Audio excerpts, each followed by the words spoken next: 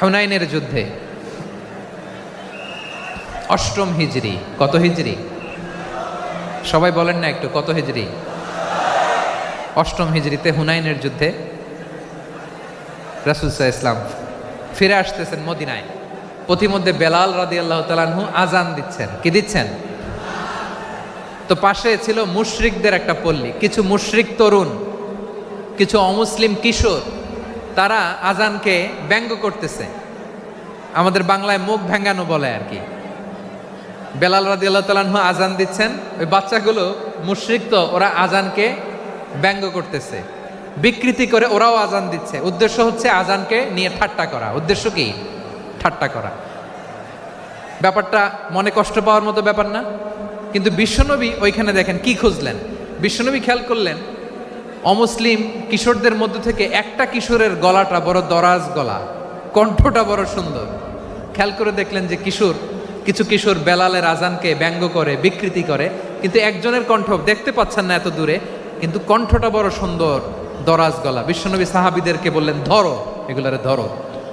সবগুলারে ধরে বিশ্বনবীর সামনে আনা হলো। ওরা হাঁটু গেড়ে বসলো।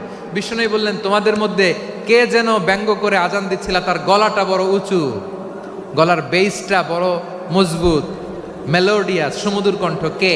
আবু মাহজুরা বলে, আমার বন্ধুরা সবাই আমার দিকে আঙ্গুল দেখায়, আমি পড়ে গেছি বিপদে। রাসূল সাল্লাল্লাহু আলাইহি ওয়াসাল্লাম বাকি অমুসলিম তরুণদেরকে ছেড়ে দিলেন, বললেন তোমরা যাও।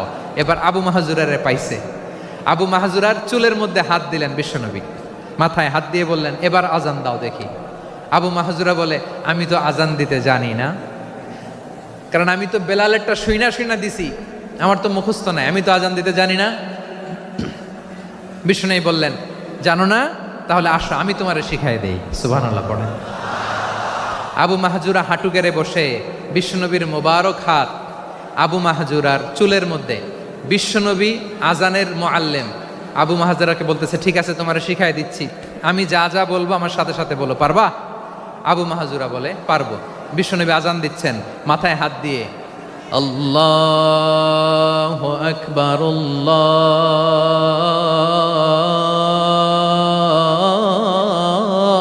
আল্লাহু আকবার।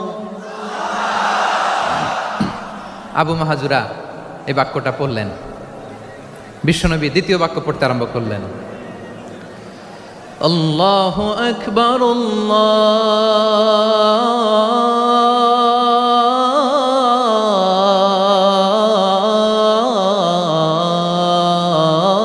আল্লাহু আকবার। আবু মাহজুরা এই বাক্যটাও বললেন। বিশ্বনবী আবু মাহজুরার মাথার মধ্যে হাত দিয়ে তৃতীয় বাক্য পড়লেন, আশহাদু আল্লা ইলাহা ইল্লাল্লাহ।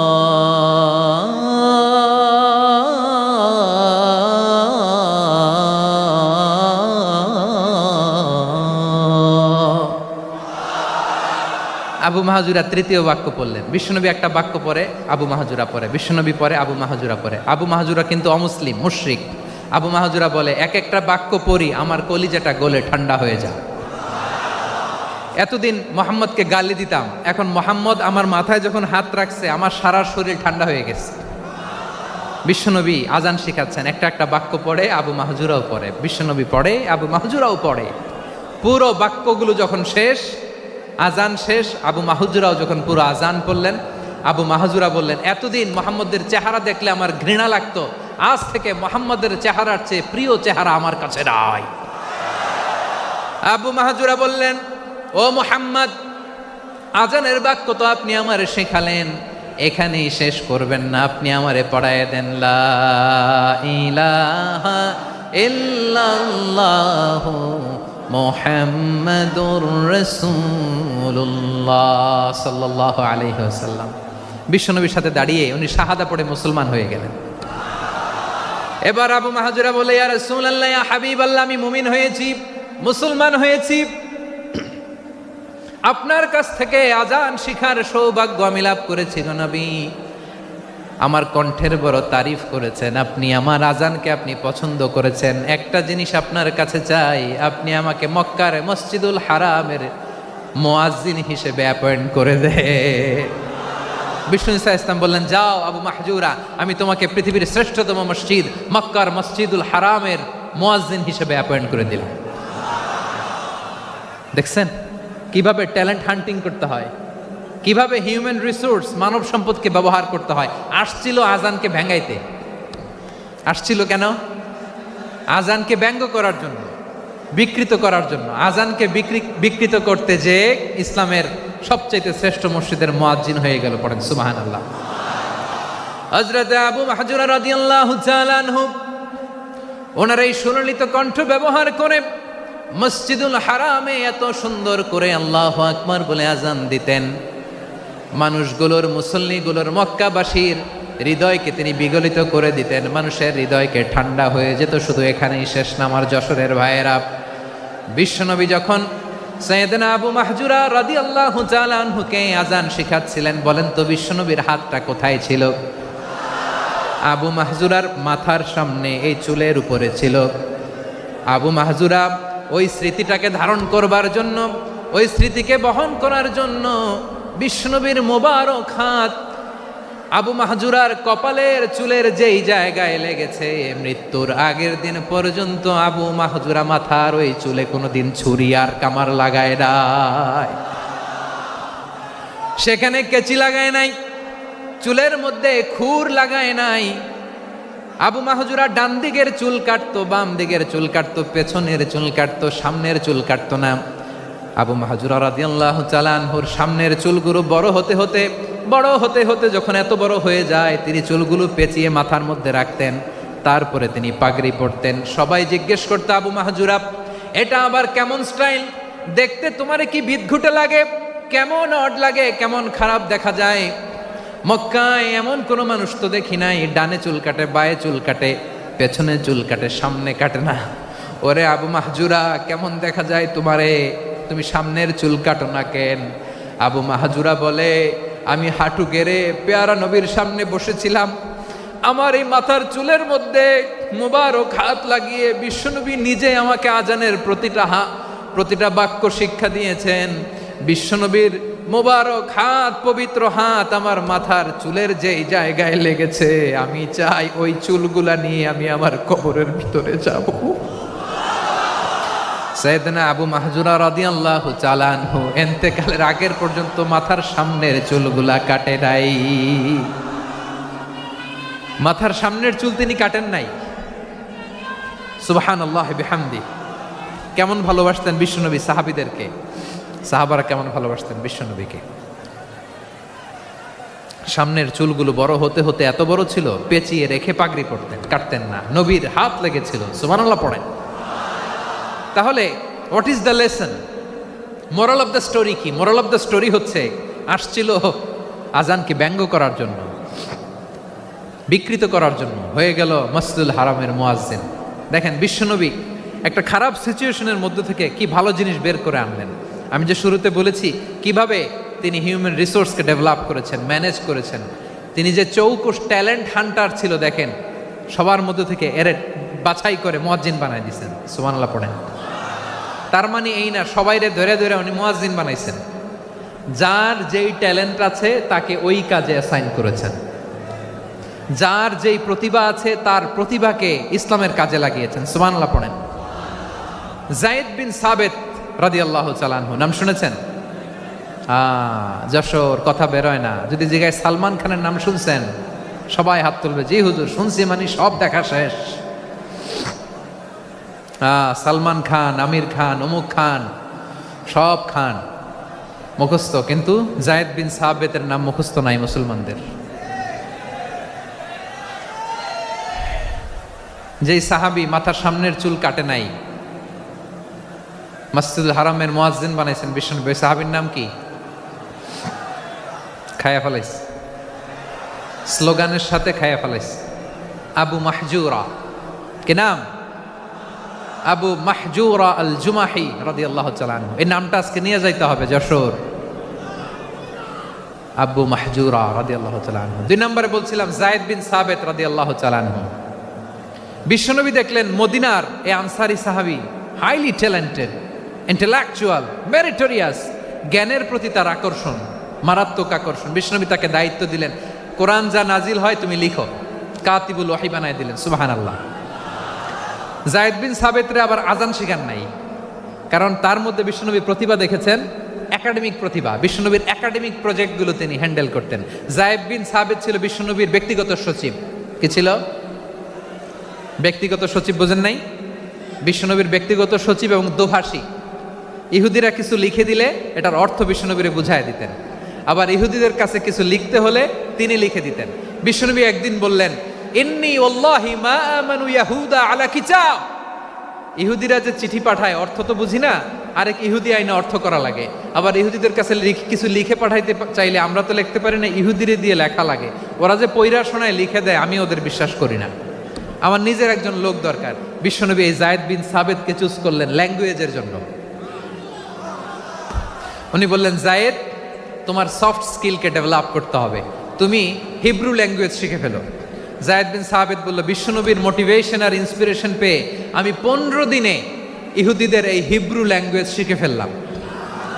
শুধু শিখে ফেললাম না, হাত্তা হাদিকতু, even I became master in the language. এই ভাষা আমি পারদর্শী হয়ে গেলাম। এরপরে ইহুদিরা চিঠি লিখে পাঠালে আর কোনো ইহুদি ডাকা লাগতো না, আমি নবীর এটার অর্থ শুনে পরে বুঝাই দিতাম। আবার ইহুদিদের কাছে চিঠি লেখা লাগলে আমি যায়েদ বিন সাবিত চিঠি লিখে দিতাম। সুবহানাল্লাহ। দেখেন, এত সাহাবীর মধ্য থেকে বিশ্বনবীর একাডেমিক প্রজেক্ট, ব্যক্তিগত সচিব, দোভাষী হিসেবে তিনি যায়েদ বিন সাবিতের মতো তরুণকে নির্বাচিত করেছেন। কেমন ট্যালেন্ট হান্টার ছিল আমার নবী! সুবহানাল্লাহ পড়বেন না?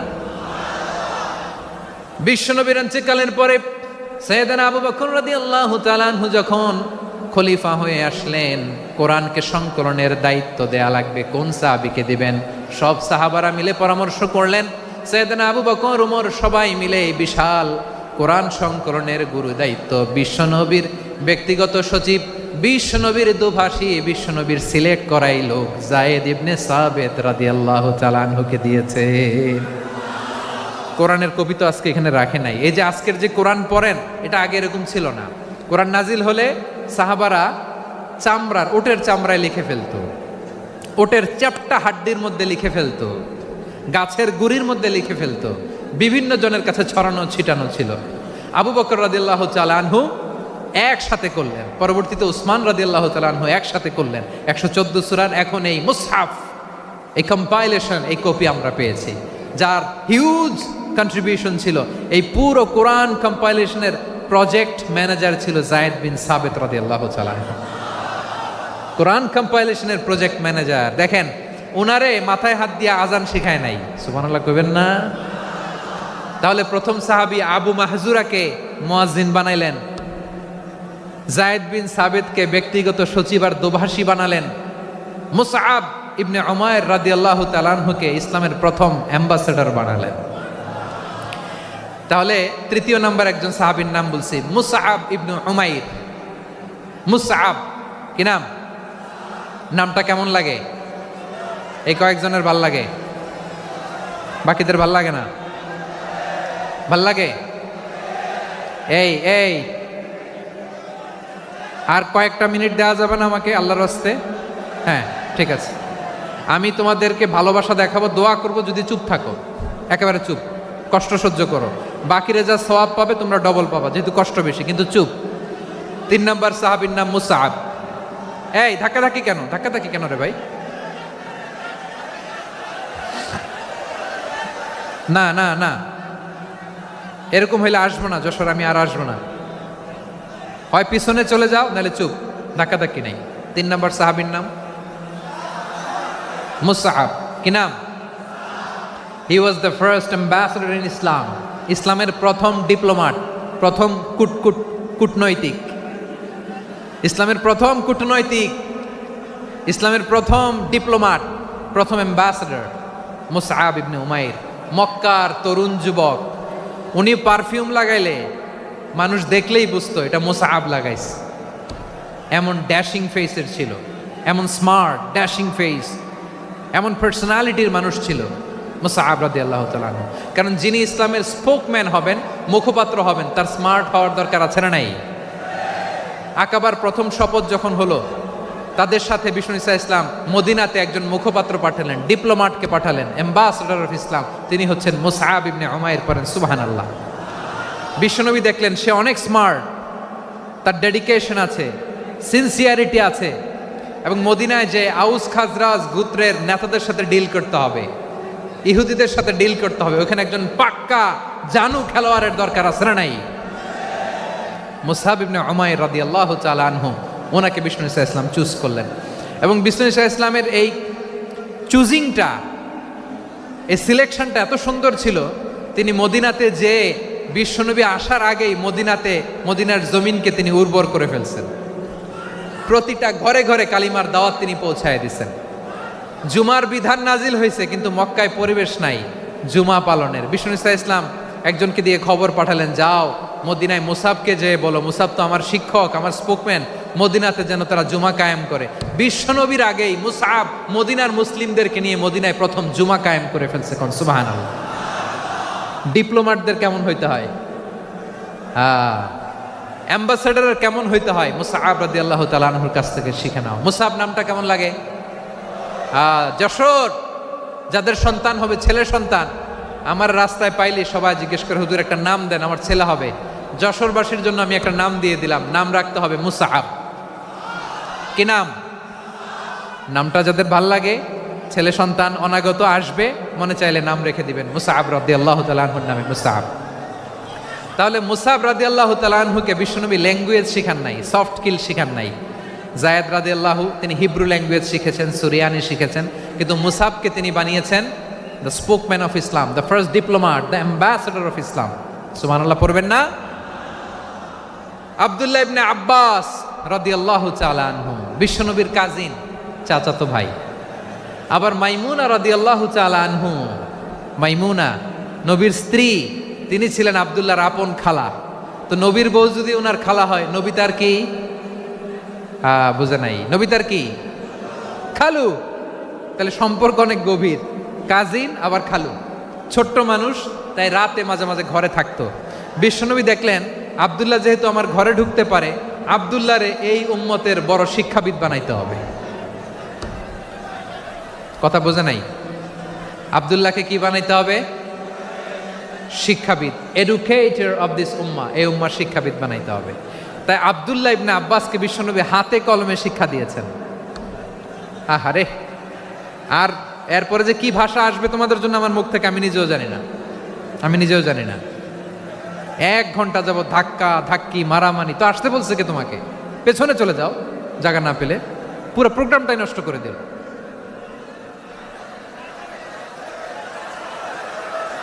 জি, আমার দিকে তাকান, আমি শেষ করে দিচ্ছি। হবে না, ইন্টেলেকচুয়াল আলোচনা এখানে হবে না, আমি বুঝতে পারছি, আমি শেষ করে দিচ্ছি। আব্দুল্লাহ ইবনে আব্বাস রাদিয়াল্লাহু তাআলা আনহু, মনোযোগ দিয়ে কয়েকটা মিনিট শুনুন, আমি এখনই শেষ করে দিচ্ছি, এরপর আওয়াজ করবে। এই যে এগুলো কি আমি বুঝলাম না। আমি বললাম না সব করা যাবে, বসে যাও, শুয়ে যাও, চলে যাও, আওয়াজ করা যাবে না। অন্যকে বসো এটাও বলার দরকার নেই, জাস্ট এদিকে তাকাও। আল্লাহ। আব্দুল্লাহ ইবনে আব্বাস রাদিয়াল্লাহু তাআলা আনহু, ওনাকে বিশ্বনবী হাতে কলমে শিক্ষা দিয়েছেন, যেহেতু উম্মতের শিক্ষাবিদ হবেন, এডুকেটর হবেন। তো বিশ্বনবী রাতে যখন তাহাজ্জুদ পড়তেন, ছোট্ট আব্দুল্লাহ ঘরে থাকতো। বুঝতে পেরেছেন? ছোট্ট মানুষ তো ঘরে থাকতো। তো বিশ্বনবী তাহাজ্জুদের জন্য একবার দাঁড়িয়েছেন, ছোট্ট আব্দুল্লাহ ওযু করে দাঁড়াইছে। আচ্ছা বলেন তো, ইমাম আর মুসল্লি মোট যদি 2 জন হয়, একজন ইমাম একজন মুসল্লি, তো মুসল্লি ইমামের কোন দিকে দাঁড়াবে? ডানে দাঁড়াবে। ছোট্ট আব্দুল্লাহ বোঝে নাই, বিশ্বনবী তাহাজ্জুদ শুরু করেছেন, উনি ইক্তেদা করছেন আর দাঁড়াইছেন বায়ে। কোথায় দাঁড়িয়েছেন? আব্দুল্লাহ বলেন, যখন আমি বায়ে দাঁড়ালাম, আখাযা রাসূলুল্লাহ সাল্লাল্লাহু আলাইহি ওয়াসাল্লাম উযুনি আল ইউমনা ইয়াফতিলুহা, বিশ্বনবী নামাজরত অবস্থায় আমার কান ধরে টেনে আমার ডান দিকে এনে দাঁড় করায় দিলেন। পড়েন সুবহানাল্লাহ। দেখেন, হাতে কলমে শিক্ষা। আর জীবনে ভুল হবে? কথা কয় না, আর ভুল হবে? আর ভুল হবে না। এভাবে বিশ্বনবীর অনেক সঙ্গ পেয়েছেন, সফর করেছেন, একই বাহনে বসেছেন, এক বাহনে বসে লম্বা নাসিহত করেছেন, বলেছেন ইয়া গোলাম ইহফাদিল্লাহ ইয়াহফাজকা ইহফাদিল্লাহ তাজিদহু তুজাহাক ইদা সাআলতা ফাসআলিল্লাহ ওয়া ইদা ইসতাআনতা ফাসতাইন বিল্লাহ। আল্লাহর বিধান মানো, আল্লাহর বিধান রক্ষা করো, আল্লাহ তোমায় রক্ষা করবে। আব্দুল্লাহ, চাইতে হলে আল্লাহর কাছে চাও, সাহায্য চাইতে হলে আল্লাহর কাছে সাহায্য চাও। মনে রাখো, গোটা বিশ্বের সবাই যদি তোমার সাহায্য করতে চায় ততটুকুই করতে পারবে যতটুকু আল্লাহ তোমার নসিবে রেখেছে। গোটা বিশ্ব যদি তোমার বিরুদ্ধে ষড়যন্ত্রে দাঁড়িয়ে যায়, ক্ষতি ততটুকু করতে পারবে যতটুকু তোমার জন্য বরাদ্দ আছে, এর বাইরে কিছু করতে পারবে না। আওয়াজ করে বলেন ঠিক কিনা? এভাবে হাতে কলমে শিখিয়েছেন, বিশ্বনবীর সঙ্গ পেয়েছেন। ওনাকে বিষ্ণু ইসলাম শিক্ষাবিদ, এডুকেটর অফ দিস উম্মাহ হিসেবে সিলেক্ট করেছেন, হাতে কলমে শিখিয়েছেন। বিশ্বনবী একবার প্রকৃতির ডাকে সাড়া দিয়ে এসেছেন, এখন কি করতে হবে? নামাজের জন্য অজু করতে হবে। বিশ্বনবী এসেই দেখেন অজুর বদনায় পানি ভরা, খুশি হয়ে গেলেন, বললেন কে রেখেছে পানি? একজন বলল আব্দুল্লাহ রেখেছে। বিশ্বনবী অত্যন্ত খুশি হলেন, খুশি হয়ে একটা দোয়া করলেন, বললেন আল্লাহুম্মা ফাক্কিহু ফিদ্দীন ওয়া আল্লিমহু তা'ওয়ীল। আল্লাহ, তুমি আব্দুল্লাহকে দ্বীনের বুঝ দিও আর কোরআনের তাফসির শিক্ষা দিও।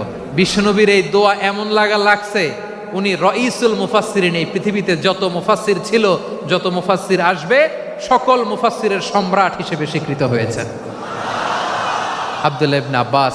বিশ্বনবী ওনারে আজান শিখান নাই, বিশ্বনবী ওনারে ল্যাঙ্গুয়েজ শিখান নাই, বিশ্বনবী ওনারে অ্যাম্বাসাডর বানান নাই, হাতে কলমে শিক্ষা দিয়েছেন।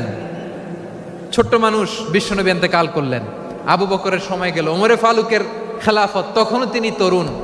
ওমরে ফারুক রাদিয়াল্লাহু তাআলা আনহু ওনার ক্যাবিনেট মিনিস্ট্রির বৈঠকে এই আব্দুল্লাহ ইবনে আব্বাসকে পাশ দিয়ে বসায় রাখতেন। বয়স্ক সাহাবারা এটা পছন্দ করতো না, তারা বলতো ঘটনা কি, আব্দুল্লাহর মতো ছেলে নাতি আমাদের আছে, এরা কেন রাখে ওমরে ফারুক? ওমরে ফারুক এটা টের পেলেন, তিনি বুঝতে পারলেন যে ক্যাবিনেট মেম্বাররা এটা পছন্দ করে না, ছোট্ট আব্দুল্লাহরা কেন রাখি, কেন যে রাখি এটা একদিন বুঝাবো। একদিন মিটিংয়ে তিনি সবাইকে বললেন ইদা জাআ নাসরুল্লাহি ওয়াল ফাতহ। এই আয়াত দ্বারা উদ্দেশ্য কি বলেন তো মুরব্বী সাহাবীরা? এক সাহাবী বলেন এই সূরা দ্বারা উদ্দেশ্য, আল্লাহ বলেছেন আমাদেরকে বিভিন্ন ল্যান্ড, বিভিন্ন এলাকা বিজয় করতে হবে। ওমরে ফারুক বললেন না, হয়নি। আরেকজন বললেন বিজয় হওয়ার পর আমাদের বেশি বেশি আল্লাহর বরত্বের ঘোষণা দিতে হবে, এটা উদ্দেশ্য। ওমরে ফারুক বললেন না, হয় নাই। যারা জিজ্ঞেস করেন কেউ পারে না। সব শেষে বিশ্বনবী ছোট্ট আব্দুল্লাহরে বলেন আব্দুল্লাহ ইদা জাআ নাসরুল্লাহি ওয়াল ফাতহ এর দ্বারা উদ্দেশ্য কি বলো তো? ছোট্ট আব্দুল্লাহ বলেন হুয়া আজালু রাসূলিল্লাহ। এই আয়াত দ্বারা বিশ্বনবীর বিদায়কে উদ্দেশ্য নেওয়া হয়েছে। ওমরে ফারুক বললেন হাযা হুয়া, এটাই তো সঠিক উত্তর, এটাই সঠিক তাফসীর এই আয়াতের। কারণ ইদা জাআ নাসরুল্লাহি ওয়াল ফাতহ, যখন আল্লাহর সাহায্য আর বিজয় আসবে, ওয়া রাআইতান নাসা ইয়াদখুলুনা ফি দীনিল্লাহি আফওয়াজা, আপনি দেখবেন দলে দলে ঢলে ঢলে বানের পানির মতো মানুষ ইসলামের দিকে ঢুকতেছে, ইসলামের বিজয় হয়েছে। তো ইসলামের বিজয়ের মিশন নিয়ে নবী আসছে, বিজয়ী যখন হয়ে গেছে এখন তো নবীর বিদায় হবে। জোরে বলেন ঠিক কিনা? কোন সাহাবী এই সূক্ষ্ম কথাটা ধরতে পারে নাই, ওই আব্দুল্লাহ ছাড়া। আব্দুল্লাহ যখন উত্তর দিছে সব সাহাবীদের টনক নড়েছে। এরপর থেকে কোনো ক্যাবিনেট মিটিংয়ে আর কোনো সাহাবারা কোনো প্রশ্ন করে নাই। আওয়াজ করে পড়েন সুবহানাল্লাহ। বিশ্বনবী আব্দুল্লাহ ইবনে আব্বাসকে দ্য এডুকেটর অফ দ্য উম্মাহ, উম্মার শিক্ষাবিদ হিসেবে গ্রহণ করেছেন। আওয়াজ করে পড়তে হবে আল্লাহু আকবার। সাহাবীদের নামগুলো মনে থাকবে? এক নম্বরে আবু মাহজুরা, মুয়াজ্জিন বানাইছেন। যায়েদ ইবনে সাবিত, দোভাষী, ট্রান্সলেটর অফ প্রফেট, এবং তিনি ছিলেন বিশ্বনবীর ব্যক্তিগত সচিব। Musab ibn Umair, the first ambassador and diplomat of Islam. Abdullah ibn Abbas, এই উম্মার সবচেয়ে বড় এডুকেটর, শিক্ষাবিদ। আরেকজন ছিল আব্দুল্লাহ ইবনে মাসউদ রাদিয়াল্লাহু তাআলা। দুই আব্দুল্লাহ, আব্বাস গেল, আরেকজন হচ্ছে মাসউদ। মক্কার তরুণ, ছাগল পালতো মুশরিকের। বিশ্বনবী আর আবু বকর রাদিয়াল্লাহু তাআলা আনহু একবার গেলেন, যে দেখে এই তরুণ দাঁড়ায় আছে। বিশ্বনবী বলেন আমি খুব ক্ষুধার্ত, তোমার কাছে কি দুধ আছে ছাগলের? আব্দুল্লাহ আছে, ওয়ালাকিন আনা মু'তামান, কিন্তু যে দুধ আছে এটা আমানতের, আমি দিতে পারবো না। বিশ্বনবী এইটা শুনেই তার টার্গেট করে ফেলছে। আনা মু'তামান, দুধ আছে কিন্তু এটা আমার মালিকের, আমি তো দরদ দেখাই, আমার মালিকের দুধ আপনি পথিক, আপনারে দিতে পারি না। বিশ্বনবী টার্গেট করে ফেলছেন, এরে আমার কাজে লাগাইতে হবে। বিশ্বনবী বলেন আচ্ছা ঠিক আছে, দুধ দিও না, কিন্তু এমন ছাগি আছে কিনা যেই ছাগির সাথে কোনো ছাগলের মিলন হয় নাই, তার ওলানে দুধও আসে নাই, বাচ্চাও নাই, এরকম ছাগির থেকে যদি আমি দুধ খাই তাহলে তো সমস্যা নাই। বলতেছে এরকম ছাগির থেকে দুধ খেলে সমস্যা নাই, কারণ এরকম ছাগির ওলান থেকে দুধ আসবেও না। বলতেছে ঠিক আছে, এরকম একটা ছাগি নিয়ে আসা হলো। বিশ্বনবী বিসমিল্লাহ বলে ওই ছাগির ওলানে হাত দিলেন। হাত দিতে দেরি, পুরো ওলানটা দুধে ভরে যেতে দেরি হয় না। বিশ্বনবী আর আবু বকর রাদিয়াল্লাহু তাআলা আনহু দহন করে পেট ভরে খেলেন। এই দৃশ্য আব্দুল্লাহ ইবনে মাসউদের হৃদয়ে দাগ কাটলো। এই মুআজিজা দেখে তিনি বললেন আশহাদু আল্লা ইলাহা ইল্লাল্লাহ ওয়া আশহাদু আন্না মুহাম্মাদুর রাসূলুল্লাহ। তিনি ষষ্ঠ মুসলিম ছিলেন, 6 নম্বর মুসলমান। ওনাকে টার্গেট করে বিশ্বনবী দেখলেন এমন ইন্টেলেকচুয়াল ব্রেন, উনি সূক্ষ্ম সূক্ষ্ম জিনিস বুঝে বেশি, ফিকহি জ্ঞান ওনার মধ্যে বেশি। বিশ্বনবী ওনাকে কোরআনের জ্ঞান শিক্ষা দিতে লাগলেন।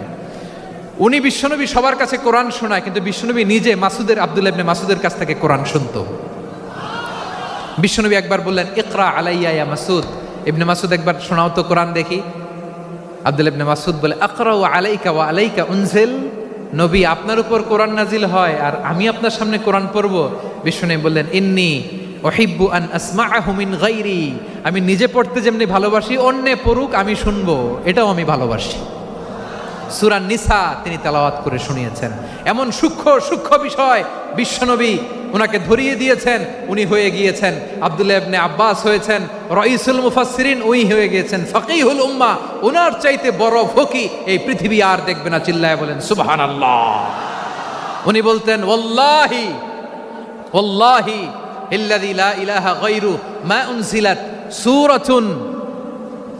উনজিলাত সূরাতুন ইল্লা ওয়া আনা আ'লামু আইনা উনজিলাত ওয়া ফীমা উনজিলাত। বিশ্বনবী এমন ভাবে কোরআনের দার্স আমাকে দিয়েছেন, কোরআনে যত সূরা নাজিল হয়েছে, যেখানে নাজিল হোক না কেন আমি জানি এটা কোথায় নাজিল হয়েছে এবং কোন প্রেক্ষাপটে নাজিল হয়েছে। এমন একটা সূরা নাই যে সূরার কোথায় নাজিল হয়েছে আমি মাসুদের জানা নাই, কোন প্রেক্ষাপটে নাজিল হয়েছে আমার জানা নাই। এরকম ঘটবে না, চিল্লায় বলেন আল্লাহু আকবার। এই আব্দুল্লাহ ইবনে মাসউদ রাদিয়াল্লাহু তাআলা আনহু ওমর ফারুকের সময় কুফার চিফ জাস্টিস ছিলেন। কুফা নগরীর চিফ জাস্টিস বোঝেন নাই? বিচারপতি। কি ছিলেন? সবাই বলে নাই কি ছিলেন? বিচারপতি ছিলেন। এবং ওনার যে ফিকহি জ্ঞানের ধারা, এটাই আলকামা, ইব্রাহিম আন-নাখাই, হাম্মাদ ইবনে সুলাইমান হয়ে ইমাম আবু হানিফা পর্যন্ত পৌঁছেছে। এবং ওনার ফিকহি জ্ঞানের ধারাই হানাফি মাযহাবে অ্যাকসেপ্ট হয়েছে। আজও এগুলো হানাফি মাযহাবে চর্চিত হয়। হানাফি মাযহাবের সব ফিক আব্দুল্লাহ ইবনে মাসউদের ফিকহি জ্ঞানের ধারা থেকে নেওয়া হয়েছে, চিল্লায় পড়েন সুবহানাল্লাহ। তাহলে উনাকে বিশ্বনবী বানিয়েছেন জুরিস্ট, আইনবিদ, ফাকিহ। উনারে আজান শিখান নাই। হিউম্যান রিসোর্স ডেভেলপমেন্ট কিভাবে করবেন, মানব সম্পদের উন্নয়ন কিভাবে করতে হয়, কিভাবে যার যেখানে প্রতিভা কাজে লাগাতে হয় উনি দেখিয়েছেন। সুবহানাল্লাহ পড়বেন না? খালিদ বিন ওয়ালিদ নাম শুনছেন? কে কে শোনেন নাই হাত তোলেন। কি ছিলেন? বীর যোদ্ধা ছিলেন খালিদ বিন ওয়ালিদ। কিন্তু তিনি ইসলাম ধর্ম গ্রহণ করেছেন অনেক দেরিতে, 8ম হিজরিতে। তার মানে 8ম হিজরির আগে উনি মুশরিকদের পক্ষে লড়াই করেছেন। ওনার হাতে কত মুসলিম সাহাবী যে নিহত হয়েছে হিসাব নাই। বিশ্বনবী টার্গেট করে রাখছে, তুমি আমাদের মুসলিমদের এত ক্ষতি করলা, তুমি যখন মুসলমান হবা তোমার দিয়ে আমি এমন কাম করামু যে এটা আর কেউ করতে পারবে না। সুবহানাল্লাহ নাই? যশোর ক্লান্ত হয়ে গেছে।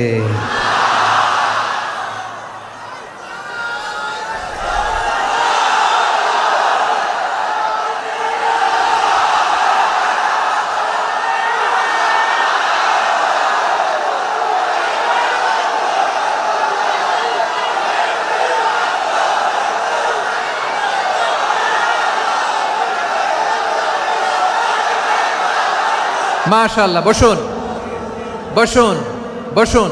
খালিদ বিন ওয়ালিদ রাদিয়াল্লাহু তাআলা আনহু 8ম হিজরিতে মুসলিম হয়েছেন, মক্কা বিজয়ের আগে। তো মক্কা বিজয়ের আগে যখন মুসলিম হয়েছেন, এর আগে কি করছেন?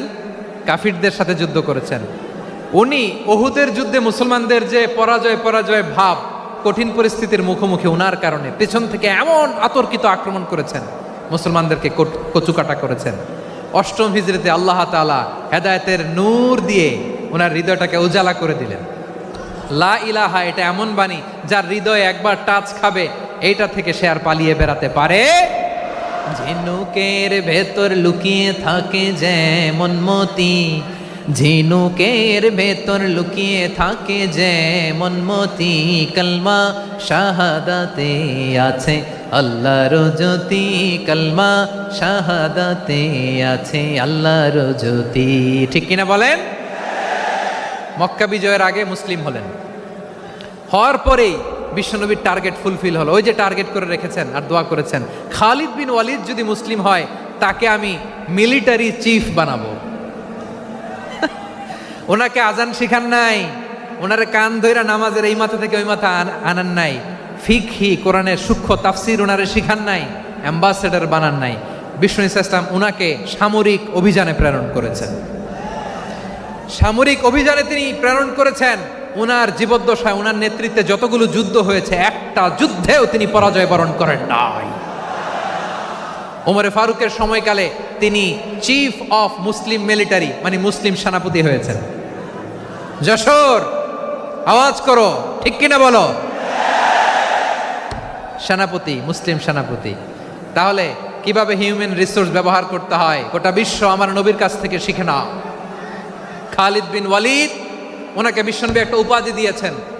উপাধিটা হচ্ছে সাইফুল্লাহিল মাসলুল, আল্লাহর নাঙ্গা তরবারি, আল্লাহর খোলা তরবারি, দ্য ওপেন সোর্ড অফ আল্লাহ। খালিদ বিন ওয়ালিদ মুসলিম সেনাপতি। হাসান বিন সাবেত নাম শুনছেন? দেখি উনি কি ছিল বলেন।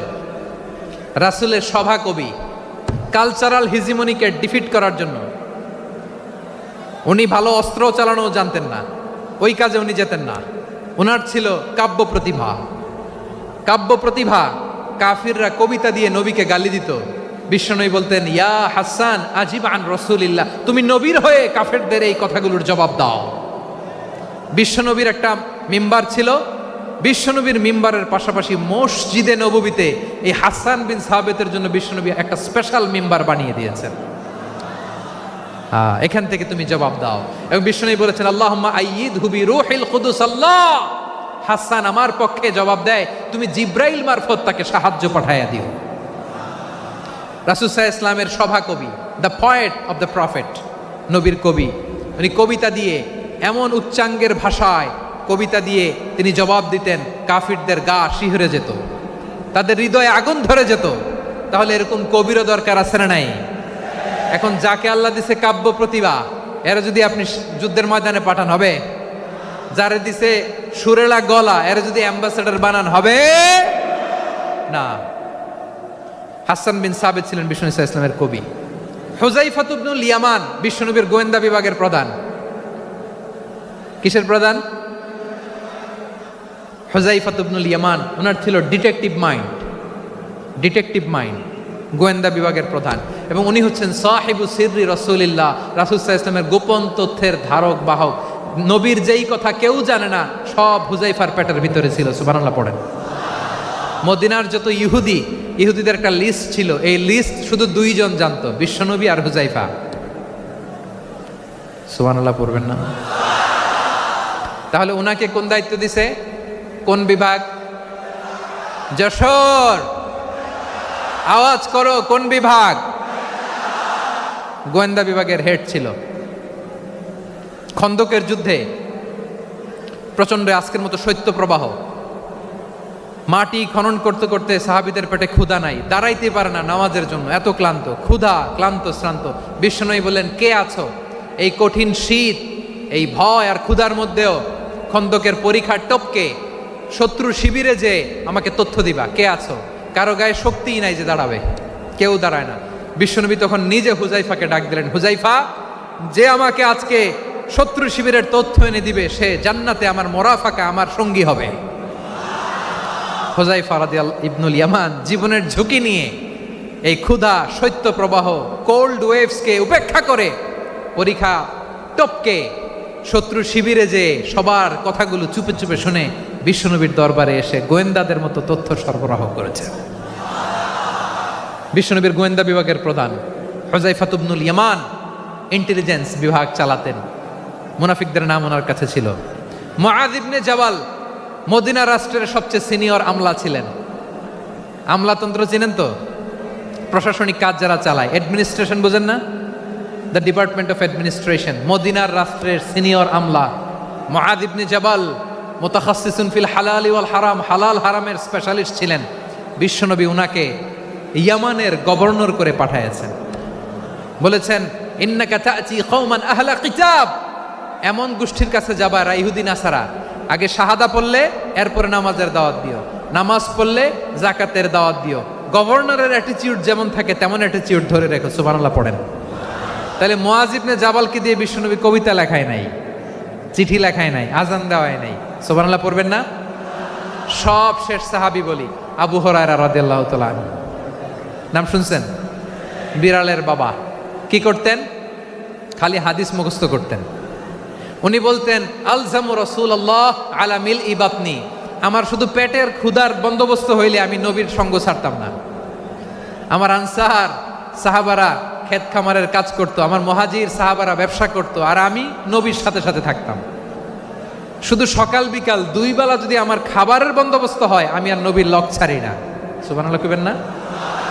5374টা হাদিস তিনি বর্ণনা করেছেন। সবচেয়ে বেশি হাদিস বর্ণনাকারী সাহাবী। হাদিস প্রিজার্ভেশনের কাজে বিশ্বনবী ওনাকে কাজে লাগিয়েছেন। উনি একদিন বলেন ইয়া রাসূলুল্লাহ আসমাউ মিনকা কাসীরান ফালা আহফাজু, নবী অনেক কথা শুনি আমার মনে থাকে না। বিষ্ণু বললেন তাই? উবসুত রিদাক, তোমার চাদরটা বিছাও। আবু হুরায়রা বিছালেন, বিশ্বনবী হাত বুলায় দিলেন, এরপরে অনেক হাদিস বর্ণনা করলেন। আবু হুরায়রা বলে তারপর থেকে বিশ্বনবী যাই বর্ণনা করে আমি শুনি আর একটাও বলি না। এখন সুবহানাল্লাহ। বিশ্বনবী ওনাকে হাদিস প্রিজার্ভেশন, নবীর এই যে লক্ষ্য হাদিস প্রিজার্ভেশনের এই দায়িত্ব দিয়েছেন সাইয়েদনা আবু হুরায়রা রাদিয়াল্লাহু তাআলা আনহুকে। প্রিয় ভাইরা, তাহলে 10 জন সাহাবীর কথা যে বললাম, আপনারা কি খেয়াল করেছেন কত বড় ট্যালেন্ট হান্টার, চৌকস ট্যালেন্ট হান্টার ছিল আমার নবী। এক একজনের এক এক ট্যালেন্ট, এক এক কাজে অ্যাসাইন করেছেন, এক একজনকে এক এক দায়িত্ব দিয়েছেন, এক একজনের প্রতিভাকে এক একভাবে বিকশিত হওয়ার সুযোগ দিয়েছেন। আওয়াজ করে বলেন ঠিক কি না?